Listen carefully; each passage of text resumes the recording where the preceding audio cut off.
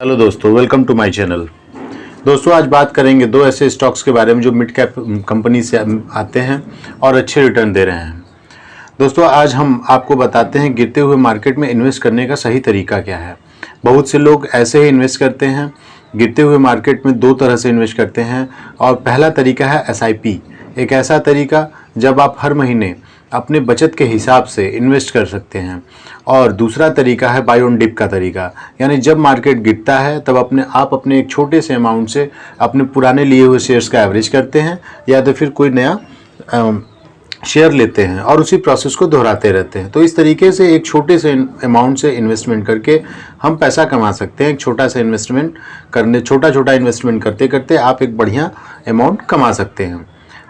तो नियम नंबर 1, अपने पैसे को एक साथ इन्वेस्ट करने के बजाय छोटे छोटे अमाउंट में इन्वेस्ट करें। अब आते हैं SIP के तरीके में।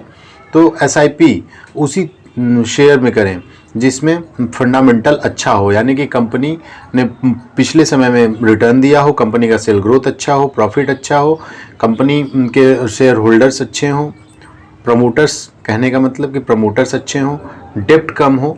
तो ऐसी कंपनी को आप चूज़ करें और उसी कंपनी में SIP के माध्यम से पैसा लगाएं। गिरते हुए मार्केट में आपको टेम्परेरी घाटे के लिए भी तैयार रहना होगा, क्योंकि आप एवरेज भी करते हैं।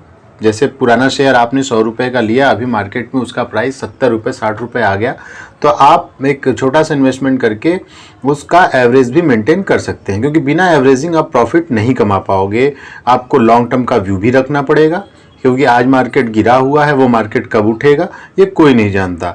हो सकता है 10 दिन में उठ जाए, 20 दिन में उठ जाए, महीना 2 महीना साल भर भी लग सकता है। तो आपको प्रॉफिट अगर लेना है मार्केट में तो आपको लॉन्ग टर्म का व्यू भी रखना होगा। तो जब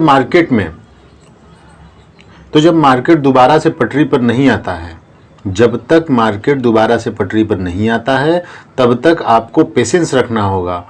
ये एक लंबा समय हो सकता है।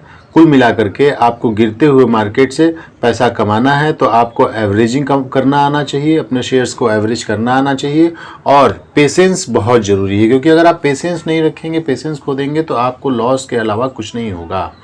और हाँ, आपको स्टॉक भी बड़े सावधानी से चुनना होगा। जैसे मैंने पहले ही बताया कि कंपनी फंडामेंटली अच्छी होनी चाहिए, तभी आप पैसा कमा पाएंगे। आपको फॉलिंग मार्केट में इन्वेस्ट करने का सही तरीका हमारे ख्याल से अब समझ में आ गया होगा। चलिए अब आते हैं अपने पॉइंट पे, जिसका हमने शुरू में ही कहा। दो स्टॉक ऐसे जो आपको अच्छे रिटर्न दे सकते हैं। आज का पहला स्टॉक है BKT, बालकृष्ण टायर लिमिटेड।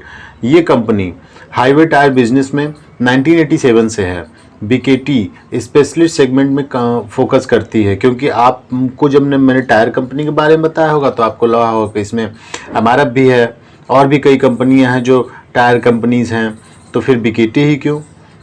तो BKT एक स्पेशल सेगमेंट में फोकस करती है, जैसे कि agriculture, construction, industrial, earth moving, part, mining, ATV, ऐसे ही तमाम सेक्टर्स हैं जिसके हैवी मशीनरीज के इक्विपमेंट और व्हीकल्स के टायरों को प्रोडक्ट करती है। इस सेक्टर में BKT मार्केट लीडर है। यही नहीं, कंपनी का व्यापार केवल भारत में ही नहीं है, ये लगभग दुनिया के 150 देशों से भी अधिक कम देशों में अपना व्यापार करती है। और इसका जो डिस्ट्रीब्यूशन है वो अमेरिकन कंट्रीज़, यूरोप, भारत और पूरे विश्व में है। जहाँ तक रेवेन्यू की बात है तो रेवेन्यू यूरोप से 49%, भारत से 23%, अमेरिकन देशों से 15% और बचे हुए अन्य देशों से 13% का रेवेन्यू ग्रोथ उनका आता है। कंपनी के जो कस्टमर्स हैं वो भी बड़े अच्छे हैं। जैसे न्यू हॉलैंड, आपने अगर कृषि के एरिया में देखा होगा तो न्यू हॉलैंड के ट्रैक्टर्स आते हैं। John Deere, AGCO, JCB, Cat, ऐसे ही कई टॉप के कंपनी से जो BKT के कस्टमर्स हैं। कंपनी का एक मजबूत पॉइंट और है, वो है कि कंपनी का 71% सेल है वो रिप्लेसमेंट चैनल से आता है।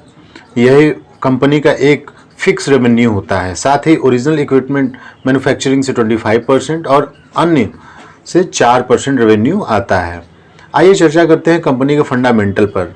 तो कंपनी का promoter holding 58.3%, return on equity 21.9%, ROE 3 years 22.2%, sales 8,295 crore, sales growth 43.4%, 3 years of sale growth 16.8%, net profit 1,435 crore, profit growth 21.5%, 3 years profit 23.4%, company पे डेप्ट है 2,529 करोड़, कैश इक्विवेलेंट कंपनी के पास है 51.7 करोड़ और साथ ही साथ इन्वेंट्री इनके पास है 1672 करोड़ रुपए।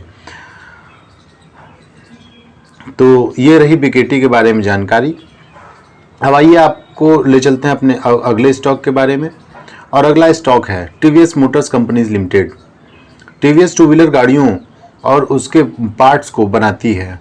कंपनी स्कूटर सेक्टर में, मोटरसाइकिल सेक्टर में और मोपेड, इलेक्ट्रिक गाड़ियां व 3 व्हीलर रिक्शा में शामिल है।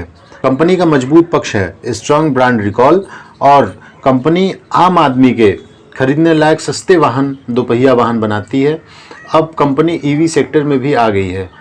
समझिए, अगर ये कंपनी अपनी पॉपुलर स्कूटर्स या बाइक को, जैसे जुपिटर को, अपाचे को, स्पोर्ट्स को, टीवीएस स्पोर्ट सिटी, हाँ, इन सब को अगर ये ईवी में लाते हैं तो वो ये इसका सेल्स बढ़ा करके रेवेन्यू ग्रोथ कर सकते हैं। टीवीएस मोटर्स ने टाटा पावर के साथ भी एग्रीमेंट किया है अपने ईवी के इकोसिस्टम को बनाने के लिए। साथ ही साथ कंपनी को गवर्नमेंट का भी सपोर्ट मिल रहा है। कुछ दिनों पहले ही तमिलनाडु सरकार ने एक MOU साइन किया, जिसके तहत टीवीएस मोटर्स तमिलनाडु में लगभग 1200 करोड़ रुपए फ्यूचर टेक और ईवी के मैन्युफैक्चरिंग इंफ्रास्ट्रक्चर में इन्वेस्ट करेगी। यही सब कारण है कि अगर आप दोपहिया वाहन के ईवी सेक्टर में बात करेंगे तो टीवीएस मोटर्स एक अच्छा स्टॉक है। जैसे अगर आप 4 व्हीलर में आते हैं या बड़ी गाड़ियों में आते हैं तो आपको टाटा पावर का नाम आता है, टाटा मोटर्स का नाम आता है। उसी तरह अगर आप 2 व्हीलर में भी आना चाहें तो टीवीएस मोटर्स एक अच्छा स्टॉक है।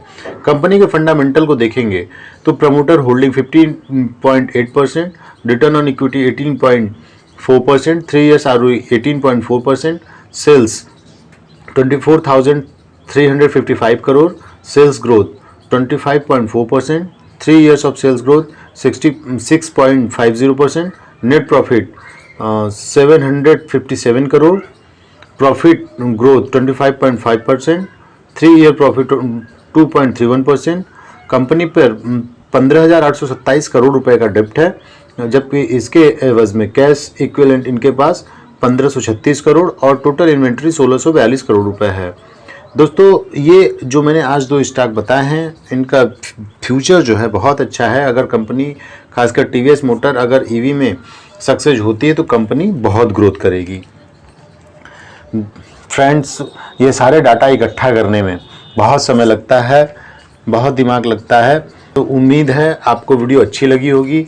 अगर अच्छी लगी हो तो प्लीज़ कृपया करके चैनल को सब्सक्राइब करें, क्योंकि बहुत मेहनत लगता है एक वीडियो बना करके आपको कुछ संजो करके देने में। चैनल को सब्सक्राइब करें, वीडियो को लाइक करें, और अगर कोई सुझाव हो तो कमेंट के माध्यम से ज़रूर बताएं। थैंक यू दोस्तों।